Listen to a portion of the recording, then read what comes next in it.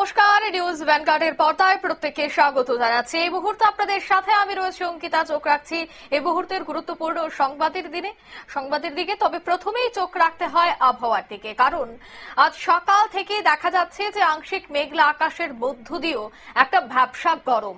এই যে ভ্যাপসা গরম গতকাল থেকে আজ পর্যন্ত বিরাজমান, সেক্ষেত্রে কোনো ধরনের কি স্বস্তি দিয়ে বৃষ্টির সম্ভাবনা রয়েছে, এই প্রশ্ন এখন সর্বত্র। তবে দেখা গেছে যে আজ মঙ্গলবার সারাদিন ঝলমলে আকাশ এবং কোন জেলায় আংশিক মেঘলা আকাশের মধ্য দিয়েই কাটবে। তবে আরো বিস্তারিত জানবো, টেলিফোন লাইনে যুক্ত হয়ে গেছে প্রতিনিধি শতাব্দী দেবনাথ। শতাব্দী, ভ্যাপসা গরমে স্বস্তি দিতে কি বৃষ্টির সম্ভাবনা রয়েছে রাজ্য জুড়ে? শতাব্দী, শোনা যাচ্ছে? আমাকে শোনা যাচ্ছে? একদমই ঠিক কি বলছিলেন? অঙ্কিতা, দেখো, ক্যালেন্ডারের পাতায় এই মুহূর্তে কিন্তু শরৎ এসে গেছে এবং প্রায় এক সপ্তাহ অতিক্রান্ত হয়ে গেছে। এবং আকাশের দিকে যদি তাকাই তাহলে আকাশের পেঁচাগুলোর মেঘ এবং সঙ্গে উঁকি দিচ্ছে হালকা রোদ উজ্জ্বল, এবং পাশাপাশি এই মুহূর্তে কিন্তু ভাদ্র মাসের বাড়িধারা রীতিমতো শান্ত হয়ে রোদ ঝলমলে আবহাওয়ায় লক্ষ্য করা যাচ্ছে।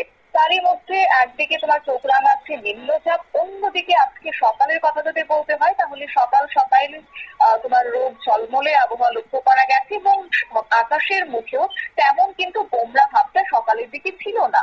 তবে বেলা বাড়লে তাপমাত্রা যে চড়তে শুরু করবে সেই বিষয়ে কিন্তু সন্দেহ নেই বললেই চলে, কারণ একদিকে তোমার বেলা বাড়তে তাপমাত্রা, অন্যদিকে বিকেল বললে কিন্তু মাঝে কয়েকটা দিনের মতো বিকেলের দিকে একটা ঝিরঝির বৃষ্টি নামতে পারে বলে ইঙ্গিত দিয়েছে।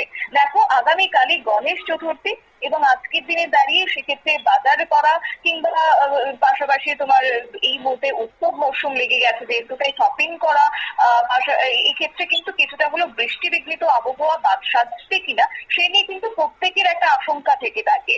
এবং যদি বিকেল থেকে বৃষ্টি হয় তার ফলে কি হবে না, সেখানে বাজারজাত মানুষ কিংবা যারা অফিস ফেরত মানুষজন রয়েছে তাদের ক্ষেত্রে একটা ভোগান্তির শিকার করতে পারে। এক্ষেত্রে কিন্তু আবহাওয়া দপ্তর আগাম ভাবে পূর্বাভাস দিয়ে দিয়েছে যে হ্যাঁ, বৃষ্টি হতে পারে। বেলা যত গড়াবে তত যেমন তাপমাত্রা ঊর্ধ্বমুখী হবে, তেমনি কিন্তু তোমার মাঝারি বৃষ্টিপাতেরও একটা ইঙ্গিত রয়েছে। সঙ্গে রয়েছে বজ্রপাতের জন্য সতর্কবার্তা। যদিও আজকের দিনে দাঁড়িয়ে কোন কোন জেলার ক্ষেত্রে বৃষ্টিপাত হবে সেই কথা না বললেও রাজ্যের 1 থেকে 2 জায়গায় কিংবা 3 জায়গায় তোমার বৃষ্টিপাত যে হবে সে পূর্বাভাস দিয়ে দেওয়া হয়েছে। পাশাপাশি তোমার একটা বাতাস বয়ে যাওয়ার সম্ভাবনা রয়েছে। তবে হাওয়া অফিসের পূর্বাভাস এও বলছে যে মঙ্গলবার দুপুরের পর থেকে আকাশের রং কিন্তু গাঢ় হবে, অর্থাৎ হঠাৎ করেই মেঘে ঢেকে যাবে আকাশ, কালো মেঘ লক্ষ্য করা যেতে পারে এবং মুখধর করবে আবহাওয়া, এমনই পূর্বাভাস। আর সন্ধ্যার পর থেকে হালকা থেকে মাঝারি বৃষ্টিপাত হতে পারে। তবে হ্যাঁ, ভারী বৃষ্টির কিন্তু আপাতত রাজ্যে সতর্কবার্তা নেই।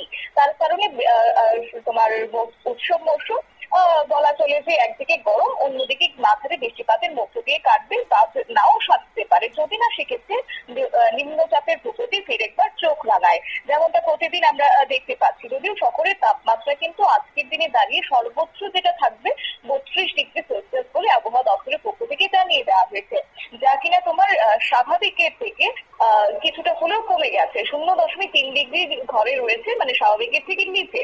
এছাড়াও সর্বনিম্ন তাপমাত্রার কথা যদি বলতে হয় তাহলে 24.7 ডিগ্রি সেলসিয়াস থাকবে, সেটাও স্বাভাবিকের থেকে বেশি। তবে হ্যাঁ, সেক্ষেত্রে আর্দ্রতা জনিত ওষুধে কিন্তু রীতিমতো ভোগাবে।